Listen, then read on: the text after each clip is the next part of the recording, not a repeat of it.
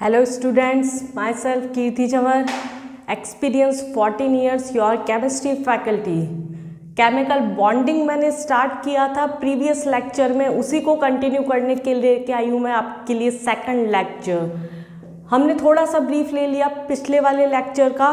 यहाँ पर हमने टाइप ऑफ बॉन्ड्स को डील किया था, किस तरह से स्ट्रक्चर्स का फॉर्मेशन करते हैं उनको डील किया था।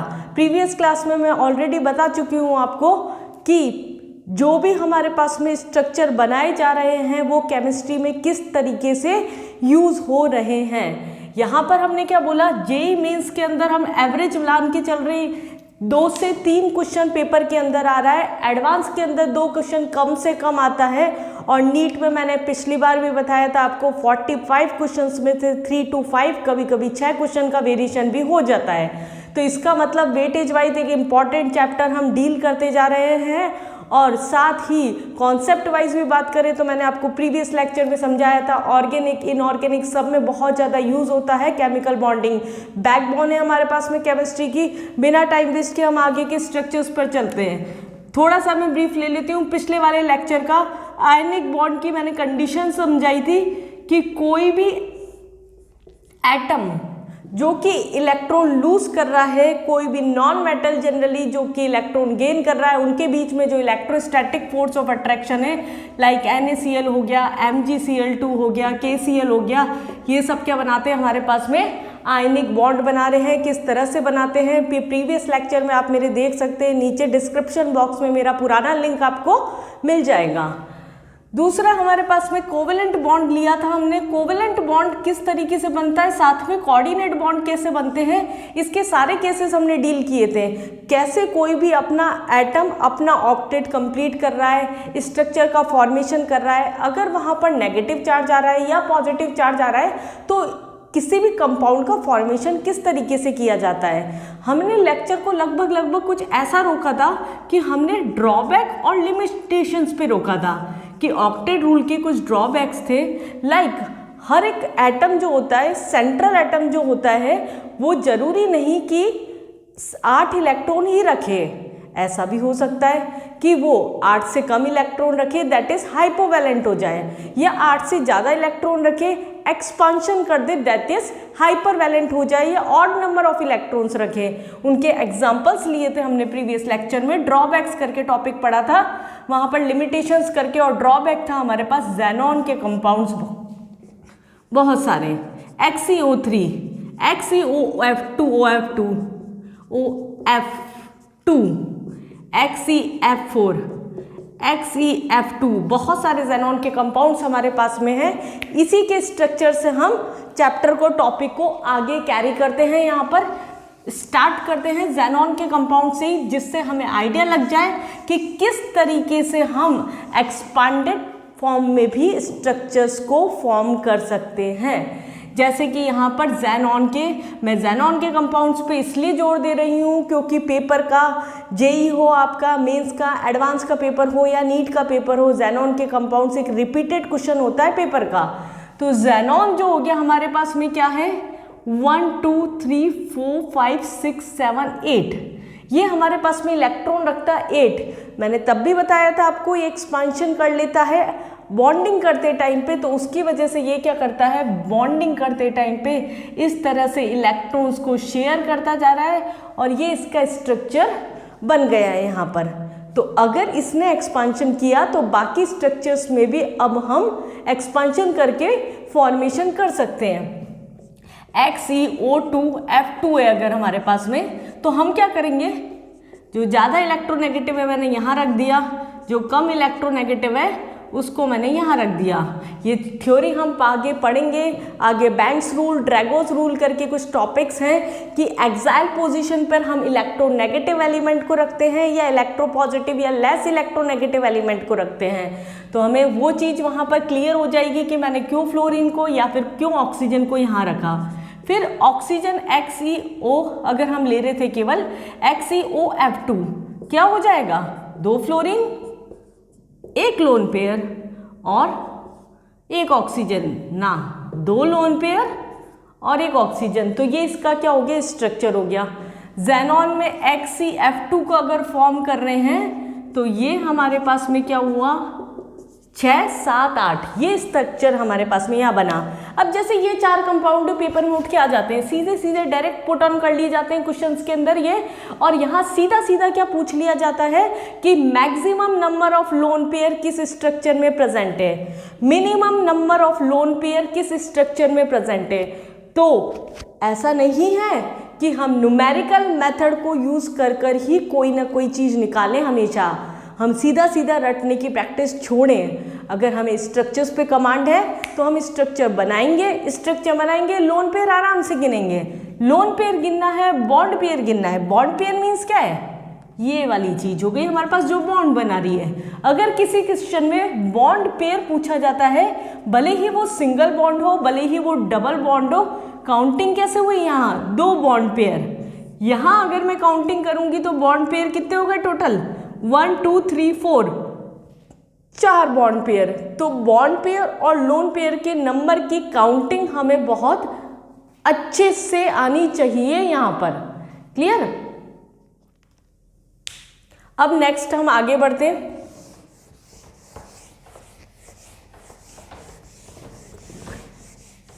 मैंने प्रीवियस क्लास में बताया आपको कि कोई भी जो स्ट्रक्चर होता है हम एक नॉर्मल मेथड से बना रहे थे। लाइक मैंने आपको बताया था HNO3 बनाना है। एक ऑक्सी एसिड अगर हमारे पास में है तो 3 ऑक्सीजन को हमने इक्वल जगह पे रख के हाइड्रोजन से इनडायरेक्टली अटैच कर दिया। उसे हाइड्रोजन को एक चाहिए था, इसका पूरा किया, इसको एक चाहिए था, इसका भी पूरा किया।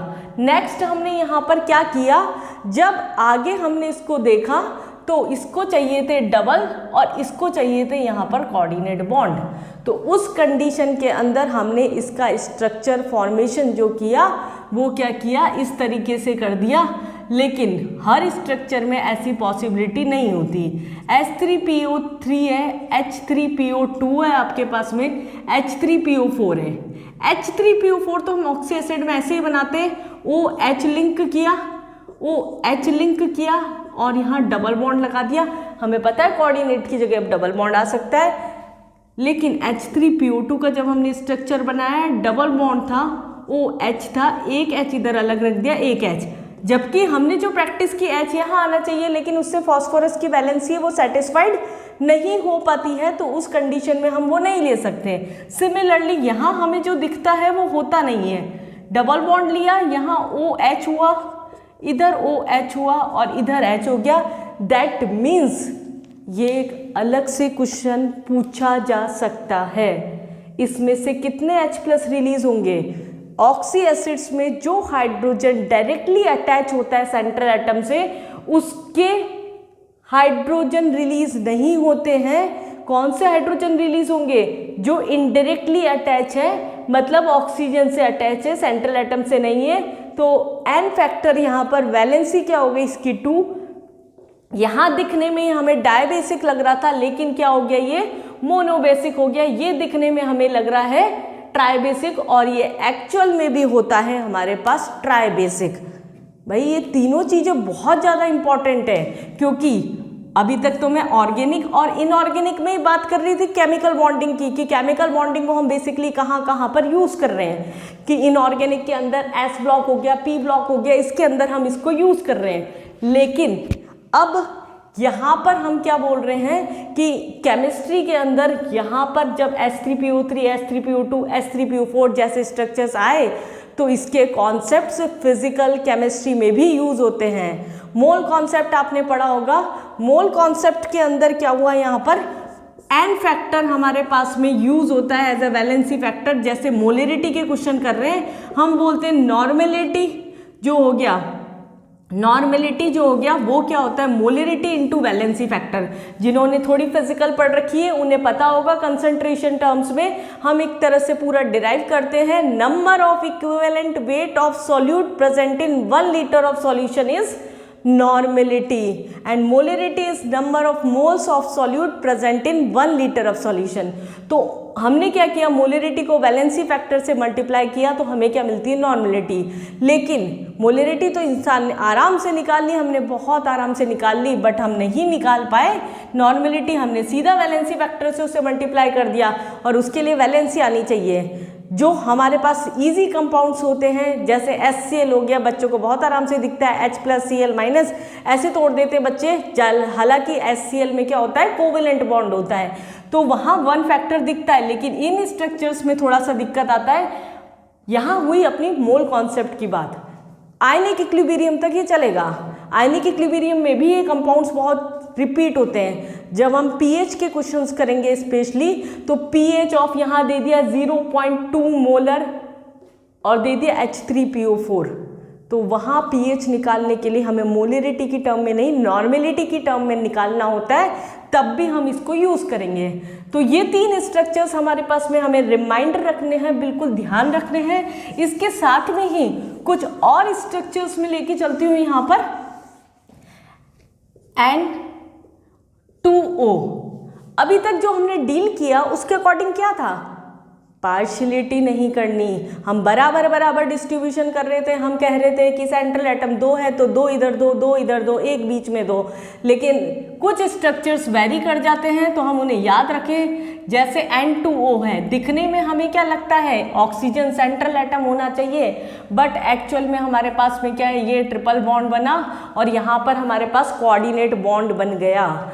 ऐसे ही अगर हमारे पास में है N2O3, अगेन हमें क्या दिखता है, 2 नाइट्रोजन है तो 2 ऑक्सीजन इधर होनी चाहिए, बीच में एक ऑक्सीजन रखना चाहिए, नहीं, कुछ ये हमारे पास स्ट्रक्चर बनेगा इस तरीके से, वरना स्ट्रक्चर कैसे भी पूरा हो ही नहीं पाता। तो ये कुछ स्ट्रक्चर से जो आप याद रख लेंगे तो ज़्यादा इजी होगा आपके लिए क्वेश्चंस करना। H2SO5 है, अगेन वो कंपाउंड हो गया, ऑक्सीजन के पास कोई ऑप्शन नहीं बचा, 4 ऑक्सीजन तो लग गए आसपास आके, 5वां कहाँ जाए, तो उसके पास ऑप्शन ही नहीं बचा। इसने क्या किया, यहाँ पर बॉन्ड बना लिया, और ये क्या हुआ, हमारे पास में OO लिंकेज, वापस एक कंपाउंड मिल गया जो पर ऑक्साइड लिंकेज बना रहा है। ध्यान रखना, इंटीजर बेस्ड क्वेश्चंस जो आते हैं अब तो मेंस लेवल पर भी डलने लग गए, हो सकता है आगे नीट में भी डल जाए। इस साल 2022 के नीट के पेपर में जैसे असर्शन बेस बहुत आ गए, हमारे पास में 4 से 5 क्वेश्चन असर्शन बेस आ गया था। तो ऐसा नहीं है कि पेपर जो कंपटीशन के होते हैं फिक्स फॉर्मेट पे चल रहे हैं, कुछ उसमें नया नहीं डाला जा सकता। इंटीजर बेस्ड क्वेश्चंस के अंदर ऐसे कंपाउंड्स उठा के दे देते हैं, वहाँ सीधा सीधा पूछ लेते हैं कितने कंपाउंड्स है जिसमें पर ऑक्साइड लिंकेज है, तो हमें स्ट्रक्चर बेस इसलिए ये चीज़ें बहुत आराम से आनी चाहिए। कुछ और लेके चलते हैं, C2O3 हो गए, C3O2 हो गया हमारे पास में, तो यहाँ क्या है, C डबल बॉन्ड O, ये स्ट्रक्चर कितने की सिग्मा कितने पाए, ऐसे ही जो अलग से जाते कंपाउंड से इनके बहुत पूछे जाते हैं। मैं वही स्ट्रक्चर्स यहाँ बना रही हूँ जो आप इजीली नहीं बना पाएंगे। आगे हम लेके चल रहे हैं क्रोमियम पेंटाऑक्साइड, केमिस्ट्री का एक बहुत बहुत इंपॉर्टेंट क्वेश्चन जनरली ये यहाँ से नहीं आता है। अगर रिडॉक्स में से क्वेश्चन आ रहा है, रिडॉक्स में से क्या होता है, रिडॉक्स में अगर आपके पास ऑक्सीडेशन नंबर निकालने के लिए आ रहा है तो उसके अंदर हमें क्रोमियम पेंटाऑक्साइड ऑप्शन में कभी कभी दे देते हैं, क्योंकि ये मैथमेटिकल एक्सप्रेशन से नहीं निकलता। नॉर्मल ऑक्सीडेशन नंबर जैसे हम नहीं लगाते हैं वैसे नहीं निकलता, हमें इसका स्ट्रक्चर बनाना आना चाहिए, तब जाके हम इसका ऑक्सीडेशन नंबर निकाल पाते हैं। क्या बोलते हैं इसे, क्या बोलते हैं, बटरफ्लाई स्ट्रक्चर बोलते हैं। केमिस्ट्री में कभी भी सुनो, कहीं भी सुनो बटरफ्लाई स्ट्रक्चर, तो हमें याद आ जाना चाहिए क्रोमियम पेंटाऑक्साइड। क्लियर। आगे हम बात करते हैं, थोड़ा सा और आगे बढ़ते हैं। यहाँ पर कैल्शियम कार्बाइड, किसी ने मेरा प्रीवियस लेक्चर अगर देखा हो तो कैल्शियम कार्बाइड को हम पिछले लेक्चर में एक्सप्लेन कर चुके हैं। कैल्शियम का अकेला ऐसा कंपाउंड जो आयनिक नहीं, कोवेलेंट बॉन्ड बना रहा है, और इसका स्ट्रक्चर कुछ इस तरीके से दिखता है। मैंने प्रीवियस क्लास में भी बताया था आपको, यहाँ पर कार्बन के बीच के सिग्मा, कार्बन का हाइब्रिडाइजेशन एक जनरल क्वेश्चन हो गया जो पेपर में पूछा जाता है। तो ये हमारे पास स्ट्रक्चर्स हो गए। अब प्रैक्टिस क्या होनी चाहिए हमारे पास में, मैं पेपर के क्वेश्चंस आपको कुछ डील करूंगी, थोड़ा टॉपिक आगे बढ़ जाए। एक छोटा टॉपिक पढ़ाया जा रहा है, डायरेक्ट उसके क्वेश्चंस कराए जा रहे हैं, क्वेश्चंस करने में मज़ा नहीं आता, थोड़ा मिक्सिंग होनी चाहिए क्वेश्चन में, थोड़ा आगे बढ़ जाना चाहिए। तो हम थोड़े मेंस के, थोड़े नीट के लेवल के, लेकिन मैं साथ में बताती जा रही हूँ कि ऐसा नहीं है कि यहाँ तक जो हमने पढ़ा उससे बेस कोई क्वेश्चन नहीं आता। इन्हीं में से काफ़ी क्वेश्चन हमें आगे चलकर, अभी जैसे ही मैं valence shell electron pair repulsion theory करा के क्वेश्चंस करवाऊंगी तब आपको पता लगने लग जाएंगे। स्ट्रक्चर्स की प्रैक्टिस बार बार बोल रही हूँ, बहुत बहुत इम्पॉर्टेंट। 2-3 कंपाउंड्स और लेते हैं यहाँ पर। I3- छाप लो दिमाग में, पेपर में कितनी बार रिपीट हो चुका है, कितनी बार इसका क्वेश्चन आया है। इस साल ही आया था मेंस में एक सेट के अंदर, 2022 की मैं बात कर रही हूँ आपको। मॉर्निंग इवनिंग शिफ्ट एग्जैक्टली नहीं याद है मुझे, पर किसी पेपर में ये था, नेगेटिव था। मैंने बोला था जरूरी नहीं है नेगेटिव हमेशा सेंट्रल एटम पे, सराउंडिंग एटम पर आए, कभी कभी सेंट्रल एटम पर भी आ सकता है। क्वेश्चन क्या आता है यहाँ से, हमारी क्या हो गया, जब हमें ये पता पड़ गया कि सराउंडिंग एटम्स को तो 8 ही रखने होते हैं, सेंट्रल एटम जो होता है वो हाइपरवैलेंट भी हो सकता है और हाइपोवैलेंट भी हो सकता है, तो उस केस के अंदर हमने क्या किया, बॉन्डिंग ऐसे करनी शुरू कर दी कि सेंट्रल एटम का सब चल रहा है। तो जब हमने काउंटिंग करी 1 2 3 4 5 6, एक एक बॉन्ड बनाया, इनका तो काम पूरा हो गया। 7वां इलेक्ट्रॉन हमने यहाँ पर डाला, तो उस कंडीशन के अंदर ये इलेक्ट्रॉन जो नेगेटिव था यहाँ दे दिया। 3 लोन पेयर सेंट्रल एटम पर है, 3 ही यहाँ पर है और 3 ही यहाँ पर है।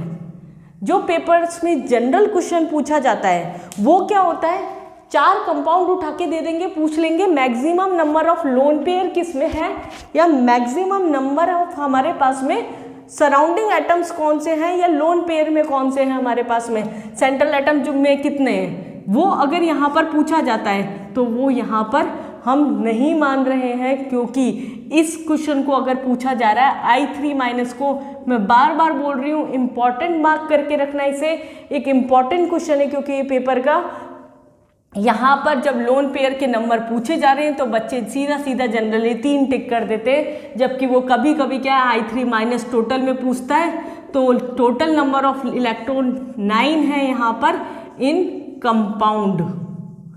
बट अगर हम बात कर रहे हैं यहाँ पर सेंट्रल एटम पर, तो लोन पेयर है 3, 2 अलग अलग आंसर हो गई है। क्वेश्चन पढ़ते टाइम पे जल्दीबाजी मत करना, वहाँ पर आराम से पढ़ना कि सेंट्रल एटम पर लोन पेयर के नंबर पूछे गए हैं या टोटल कंपाउंड पर लोन पेयर के नंबर पूछे गए हैं। ये अब सब क्लियर है हमें। सेंट्रल एटम हो चुका है बदमाश, वो कर सकता है कम भी ज़्यादा भी, सब कुछ कर सकता है, कैसे भी बॉन्डिंग कर सकता है। पीरियड 2 के एलिमेंट्स हैं तो वो एक्सपांशन नहीं करेंगे, पीरियड 3 और उसके नीचे वाले हैं तो D एंड F ऑर्बिटल के पार्टिसिपेशन के कारण वो एक्सपांशन कर लेंगे। इनऑर्गेनिक का फिर एक कॉमन क्वेश्चन बताती हूँ जो 12th में आपसे बहुत पूछा जाता है।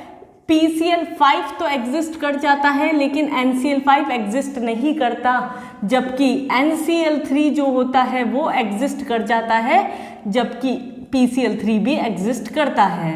ये क्यों नहीं कर रहा एग्जिस्ट? अब तो पता पड़ गया होगा, इतनी बार रिपीटेशन हो चुका है इस बात का हमारे पास में। नाइट्रोजन बिलोंग करता है पीरियड 2 के एलिमेंट से।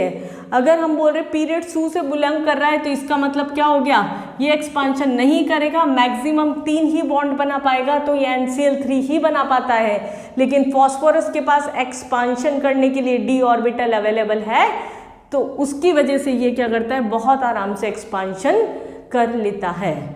क्लियर है इतनी चीज़ें? तो ये बहुत छोटे छोटे कॉन्सेप्ट हैं। इस बार क्या नीट में पेपर में बच्चों को लगा कि केमिस्ट्री थोड़ा सा टफ आया है।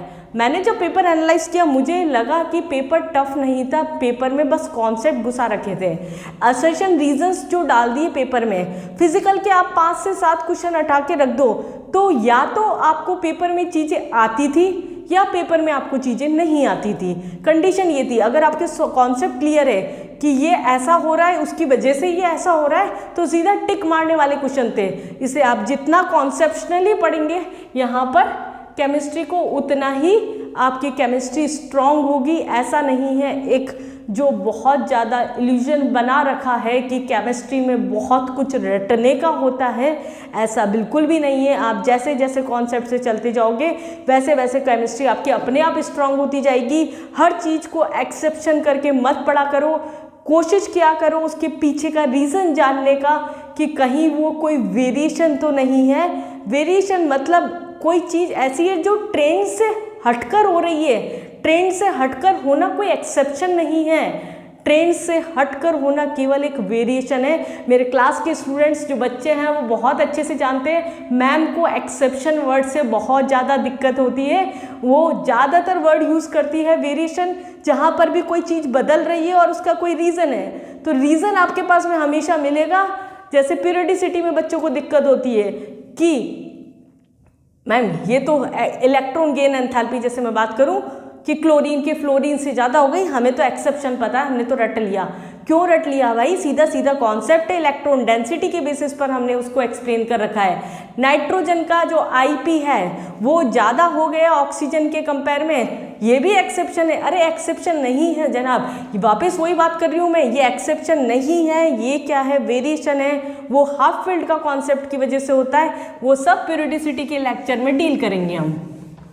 नेक्स्ट हम बात करते हैं, अब सब पढ़ लिया हमने, आयनिक बॉन्ड कैसे बना, कोवेलेंट बॉन्ड कैसे बना, कोऑर्डिनेट कैसे बना, एक्सपांशन कैसे हुआ, कैसे जो सेंट्रल एलिमेंट से उसमें एक्सपांशन होने के बाद में कोऑर्डिनेट की जगह डबल बॉन्ड आ गए। अब कुछ कंपाउंड्स हम ऐसे ले लेते हैं जिसके अंदर क्या हो रहा है, आयनिक, कोवेलेंट और कोऑर्डिनेट तीनों बॉन्ड प्रेजेंट हैं। सीधा सीधा क्वेश्चन आ सकता है पेपर में, 4 कंपाउंड उठा के दे दिए और पूछ लिया कौन सी स्पीशीज है जिसमें केवल सिंगल आयनिक बॉन्ड है, या कोवेलेंट है, या तीनों बॉन्ड प्रेजेंट है। हम जानते हैं पोटेशियम क्या करेगा, बताओ जल्दी, पोटेशियम क्या करेगा? आयनिक बनाएगा, इलेक्ट्रोपॉजिटिव नेचर में इलेक्ट्रॉन को लूज करने की टेंडेंसी रखेगा। तो ये क्या कर रहा है, 2K+ हो गया और SO4 2- में टूटा। अब ये दोनों अपने आप में अपने स्ट्रक्चर्स को बनाने की हेल्प कर ही देंगे। पोटेशियम ने इलेक्ट्रॉन लूज किया, दैट मीन्स उसने आयनिक कैरेक्टर रखा, आयनिक बॉन्ड बनाया। सल्फेट का स्ट्रक्चर हमें ऑलरेडी पता है, O- यहाँ पर हमने लिया, कोवेलेंट की जगह कोऑर्डिनेट में यहाँ लगा देती हूँ अभी, क्योंकि हमें पता है आराम से कि कोऑर्डिनेट कब लगते हैं। क्या हो गया ये स्ट्रक्चर, इसमें आयनिक, कोवेलेंट एंड कोऑर्डिनेट सारे टाइप के बॉन्ड्स जो हैं वो प्रेजेंट हैं। तो ये हमारे पास में क्या हो गया, तीनों टाइप के बॉन्ड्स हैं जो कि इस कंडीशन के अंदर यहाँ पर प्रेजेंट है। क्लियर? आगे हम लेके चल रहे हैं यहाँ पर K2Cr2O7। अगर सेंट्रल एटम हो गया, सेंट्रल एटम हो गया हमारे पास में डी ब्लॉक का, तो उस कंडीशन के अंदर हमारे पास में क्या है, ऑक्सीडेशन नंबर निकाले तो वैलेंसी डिसाइड हो जाती है। यहाँ जिनको नहीं आता रिडॉक्स उनके लिए थोड़ा सा मैं कैलकुलेट करके दे देती हूँ। -2 = 0, पोटेशियम ग्रुप 1 का एलिमेंट है, 1 ले लिया, 2x + 7 इंटू उसका जो भी हमारे पास में चार्ज था, -2 = 0, तो x की वैल्यू क्या हो गई, यहाँ 6 हो गई। तो जब हमने K2Cr2O7 का स्ट्रक्चर बनाया तो क्या हुआ, CrO-Cr, 3 ऑक्सीजन यहाँ थे, 3 ऑक्सीजन यहाँ थे, ये क्या बना रहे हैं, कोऑर्डिनेट बना ले, कोवेलेंट बना ले। इस तरह का ये स्ट्रक्चर हमें मिल जाता है, जो कि हम बता दें कि कोवेलेंट, आयनिक और कोऑर्डिनेट तीनों बॉन्ड्स यहाँ पर बना रहे हैं। तो ये हमारे पास में क्या था, ऑल अबाउट ओनली स्ट्रक्चर्स था। हमने स्ट्रक्चर्स की प्रैक्टिस जब पूरी कर ली है तो मैं नेक्स्ट लेक्चर में आपके लिए लेके आऊँगी valence shell electron pair repulsion theory, जिसमें हम डील करेंगे यहाँ पर कि किस किस तरीके से यहाँ पर ये जो स्ट्रक्चर्स बनाते जा रहे थे अभी तक, उनकी ज्योमेट्री क्या होगी, उनका शेप क्या हो गया, फिर आगे चल के हाइब्रिडाइजेशन क्या होगा जो केमिस्ट्री में लंबा लगेगा। मैं कुछ क्वेश्चंस आपको थोड़ा सा जाने से पहले पूछना चाहूँगी, अगर आपके कॉन्सेप्ट्स क्लियर हैं तो क्या आप मेरे को बता सकते हैं HCl क्या करेगा, आयनिक या कोवेलेंट? अगेन मैं रिजेंबल कंपाउंड देती हूँ, KCl क्या करेगा, कैल्शियम क्लोराइड, कैल्शियम कार्बाइड, पढ़ाते पढ़ाते ही बड़ा कंफ्यूज कर दिया मैम आपने, तो एक जैसे दे रहे हो, एक जैसे दे रहे हो, तो हमें जो आ रहा था उसमें भी हम तो कंफ्यूज हो रहे हैं। HCl बच्चों ध्यान रखना हमेशा हाइड्रोजन कोवेलेंट बॉन्ड बनाता है, तो ये क्या करेगा, कोवेलेंट बॉन्ड ही बनाएगा। हमें पता है पोटेशियम देगा, Cl लेगा, तो ये क्या करेगा, आयनिक बॉन्ड बनाएगा। Calcium carbide again 2 electron lose करता है, क्लोरीन लेता है, ये अगेन आयनिक बॉन्ड बनाएगा। पर मैंने कैल्शियम कार्बाइड को बार बार बताया कोवेलेंट बॉन्ड बनाएगा। कोई भी स्ट्रक्चर देखते ही अगर आप ये आइडेंटिफाई कर पा रहे हैं, आइदर उसका स्ट्रक्चर कैसा बनेगा, वो आयनिक बॉन्ड बनाएगा या कोवेलेंट बॉन्ड बनाएगा, तो आगे का रास्ता आपका बहुत ही आसान होने जा रहा है। हाइब्रिडाइजेशन लेंगे, ज्योमेट्री लेंगे, मैं सारी चीज़ों की धीरे धीरे ट्रिक्स बताना शुरू करूँगी। जितना भी मुझे मेहनत करनी थी आपके साथ इन्हीं टॉपिक में करनी थी, कि अगर आपको स्ट्रक्चर बनाना आ गया तो इस डायरेक्ट आप हाइब्रिडाइजेशन कैसे निकाल सकते हैं मैं ऐसे बता दूंगी। लेकिन टॉपिक को हम थोड़ा डिटेल में लेंगे, पहले कॉन्सेप्ट्स तो सारे क्लियर करेंगे कि किस तरीके से बनता है, भले ही हम लास्ट में उसकी ट्रिक लेने हैं। ट्रिक लेने इसका मतलब ये नहीं आप वीडियो को थोड़ा सा आगे बढ़ा के नेक्स्ट लेक्चर में सीधा ट्रिक पे पहुंच जाएं, बिल्कुल भी मत करना। हर चीज़ का एक बार कॉन्सेप्ट समझना बहुत ज़रूरी है। पेपर वाइज हमें स्मार्ट स्टडी भी करनी पड़ती है। ऐसा तो है नहीं कंपटीशन की तैयारी कर रहे हैं हम भाई, तो कंपटीशन की तैयारी में क्या है, बच्चे तो बहुत पढ़ रहे हैं, हर जगह से बहुत पढ़ रहे हैं, तैयारी सब करते हैं, लेकिन आपको स्मार्ट स्टडी करनी पड़ेगी। स्मार्ट स्टडी, आपका टाइम मैनेजमेंट बहुत अच्छा होना चाहिए। बच्चे बहुत सारे होते हैं ऐसे मेरे पास में जो काउंसलिंग करते हैं मेरे पास में आके कि मैम टाइम मैनेज नहीं हो रहा है। स्पेशली जो 12th के बच्चे जो जेईई की तैयारी कर रहे हैं या नीट की तैयारी कर रहे हैं, उनको प्रॉब्लम क्या आती है बेसिकली कि मैम 12th का कर रहे हैं, थोड़ा सा बोर्ड्स का भी प्रेशर है, कंपटीशन का भी प्रेशर है, 11th का बैक भी हमें तैयार करना है, बैकलॉग रह गया है वो भी प्रिपेयर करते जाना है। तो अगर आपने प्रॉपर टाइम मैनेजमेंट किया, क्वेश्चंस को किस तरीके से जितना छोटी तरीके से कर सकते हैं वो करना सीख गए, ट्रिक वाइज कुछ क्वेश्चंस होते हैं तो उस तरीके से करना सीख गए, तो आपका टाइम बचेगा। केमिस्ट्री का पेपर जनरली क्या है, अगर जेईई का पेपर है, अगर आपका बहुत ज़्यादा एवरेज मतलब पेपर एवरेज ही आया है, तो अगर आप 40 मिनट्स में उसे कर पा रहे हैं तो आपके पास फिजिक्स और केमिस्ट्री करने के लिए बहुत अच्छा टाइम मिल जाता है।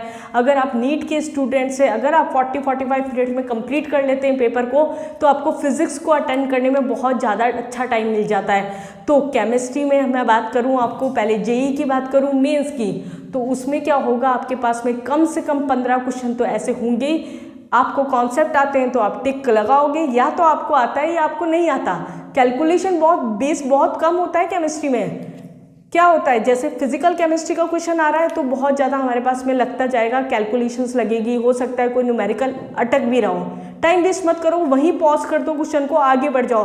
लग रहा है कैलकुलेटिव है, थोड़ा सा आगे बढ़ जाओ। अगर इनऑर्गेनिक है तो या तो हमें आता है या हमें नहीं आता है। सिमिलरली ऑर्गेनिक की कंडीशन है, अगर आपको ऑर्गेनिक में लिंक करनी आती है रिएक्शंस, लिंक करना मतलब क्या हो गया, हमें एल्कीन दे दिया, बीच में एल्काइल हैलाइड दे दिया, लास्ट में एसिड कुछ पहुंचा दिया, ए पूछ लिया, बी पूछ लिया, बच्चों को लिंक करना नहीं आता। ऑर्गेनिक की बेसिक प्रॉब्लम जो मैंने बच्चों के साथ में देखी है वो क्या है, बच्चों को लिंक करना ही नहीं आता। कि पढ़ तो हमने सब लिया, हमें NSR समझ में आ गई, ESR समझ में आ गई, FSR समझ में आ गई, हमें सारे इफेक्ट्स समझ में आ गए, लेकिन जब रिएक्शन हमारे सामने आई तो उसे अप्लाई करना नहीं आया। स्मार्टली पढ़ोगे, थोड़ा सा प्रैक्टिस करते हुए पढ़ोगे तो चीज़ें ईजी हो जाएंगी। बीच बीच में मैं आपको टिप्स और ट्रिक्स देती रहूंगी, जेईई मेंस के लिए, एडवांस के लिए, नीट के लिए। जल्दी मिलते हैं, मैं मेरा नेक्स्ट लेक्चर के साथ आऊंगी, valence shell electron pair repulsion theory and hybridisation of compounds के साथ में नेक्स्ट लेक्चर में मिलते हैं हम। आप करते रहिए मेरे चैनल को like, comment and subscribe. Bye bye.